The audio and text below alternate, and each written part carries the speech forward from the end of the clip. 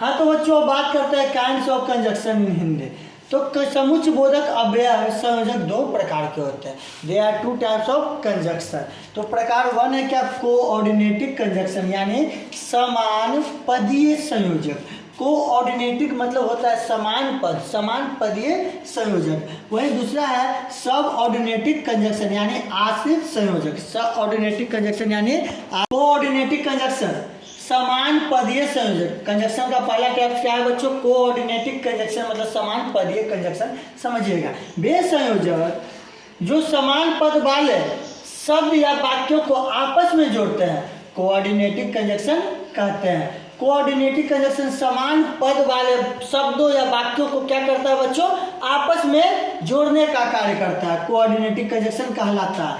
इसका अर्थ है समान श्रेणी होता है। इसका प्रयोग दो समान श्रेणी शब्दों, वाक्यांशों शब्दों, समूहों, उपवाक्यों तथा वाक्यों को जोड़ने के लिए करते हैं। ठीक है बच्चों, एग्जाम्पल देखिए यहाँ पे, मैंने एक गाय और बकरी खरीदे। मैंने एक गाय और बकरी खरीदे। I bought a cow and a goat. यहाँ पे कंजक्शन का प्रयोग कर रहे हैं, ठीक है ना, गाय और बकरी खरीदे हैं उसमें।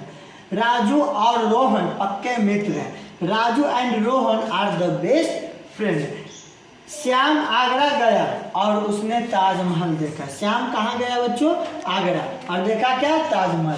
Shyam went to Agra and saw the Taj Mahal. Shyam went to Agra and पिता आए लेकिन वह नहीं आया। His father came but he didn't come. उसने कुछ खाना खरीदा लेकिन खाया नहीं। He bought some food but did not eat it. It मतलब खाना, इट मतलब उसने जो खरीदा, ठीक है ना।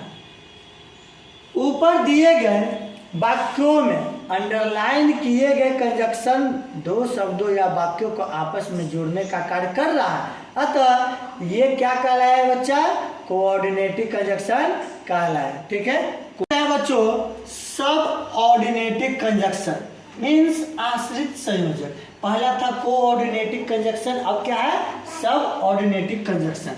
वह संयोजक जो आश्रित उपवाक्यों को अन्य उपवाक्यों से जोड़ता या मिलाता है।